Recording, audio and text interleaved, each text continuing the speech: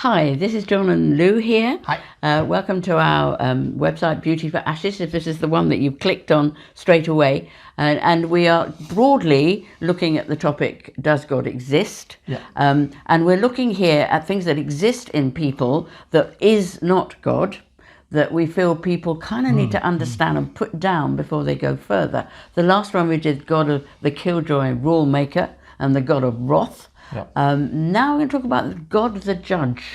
Yeah, I don't know what you felt, but I had this a picture of God almost as an accountant sitting with a big ledger. Oh, that was a bad one. Yeah.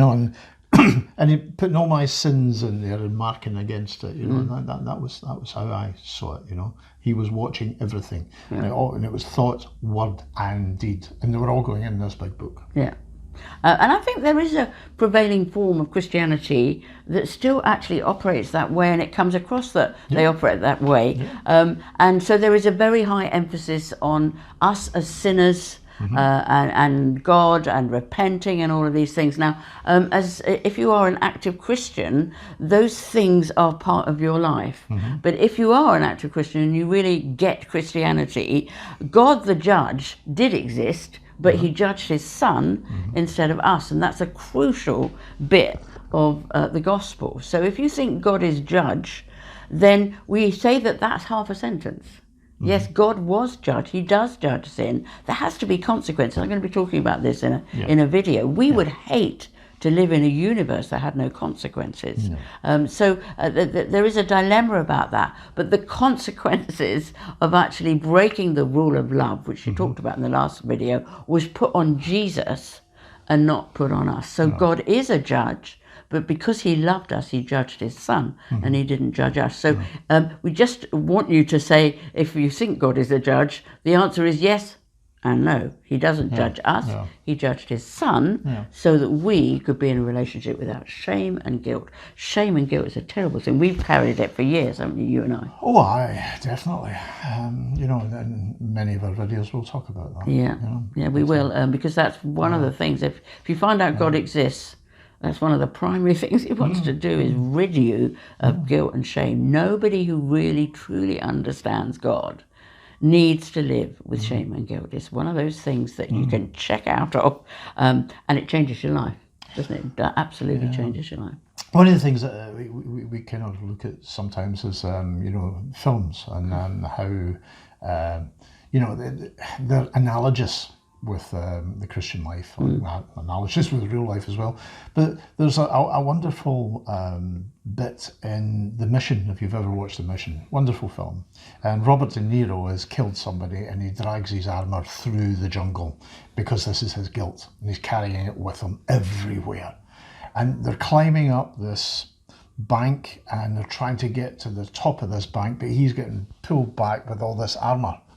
And the priest comes over and he just cuts the rope and all the armour falls down because he's freeing him. Yeah. And it's like that. We don't have to carry all this about with us. Yeah, absolutely. It's very freeing. Yeah. It is. That's really good news. The other thing we want to get is God the scapegoat.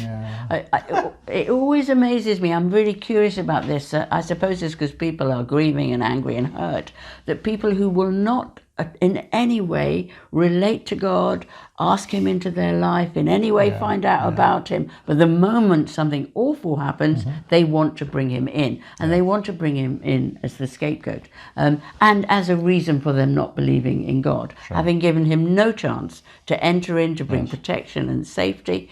But actually, if he had come in and they hadn't asked him, actually we call that control. We call that kind of interference, so I heard a really nice comment just last week, and it was somebody talking about their business and how it's been hammered with the coronavirus, and they went to the insurance company, and the insurance company said, "Oh, that's an act of God," and you think,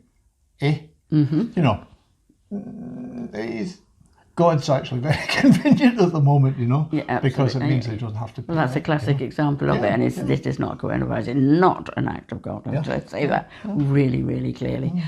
So that is a classic example, actually, of God being scapegoated. I can almost hear him saying, "Don't bring me into this." Yeah. All of a sudden, all the insurance companies are really devout, you know, believers in God, when it means they don't have to pay out money. Yeah, I know, it's awful. Excellent idea. Yeah. So now, let me just say here, to want to rail and kick out against the universe if somebody's died of coronavirus, or if we lose a child or something, that feeling of rage is really understandable, and God really understands that rage. I don't think he's to blame for what's happened, but he also is incredibly compassionate about that feeling of railing against the universe. So I want to endorse that, because that's just a normal way of dealing with pain and grief. But I do want to say that I think God often gets scapegoated very, very unfairly. Maybe just finish with a story, because of the coronavirus, that maybe will kind of put this in perspective. For let's just say, and this is not an unusual sort of story, that you had perhaps a beloved granddad who was very ill with coronavirus and went into the hospital, nearly died. Lovely nurse there. Who he came home and said, this nurse, nursed me, and your granddad recovered, and comes home raving about this nurse. And then she dies in the way of her duty of nursing. And then just imagine someone comes along and starts slagging this nurse off. Just imagine the indignation you would feel, and you'd rise up and say, no, actually, that we know this nurse. This nurse died because my granddad and other people like my granddad could survive coronavirus. Now, that's not an unusual story, and that could have happened. No, not at all. And welcome to the world of Christianity. That's what we feel.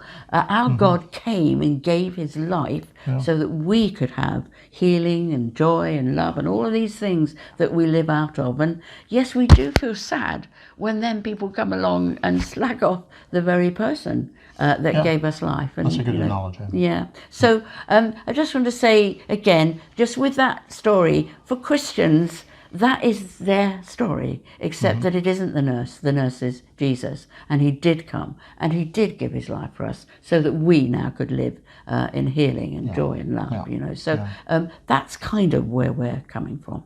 So if you've come across God the Judge, if you're still living under God the Judge, then, or God the Scapegoat, could we ask you to put down the scapegoating for a minute and really find out what really went on in your situation and how you can get help? And if you are being oppressed by God the Judge, walk away. Come and listen to some of these videos. That isn't God. He doesn't want it for you. And actually, the good news of this video is you can be completely free of all that and lead a different life. So again, join us, listen to some of these videos, but put these things down. This is a parody of God. This is not the God that we love. And so, okay, thank you for listening. We'll be talking again. Do come and join us. Take care. Bye-bye.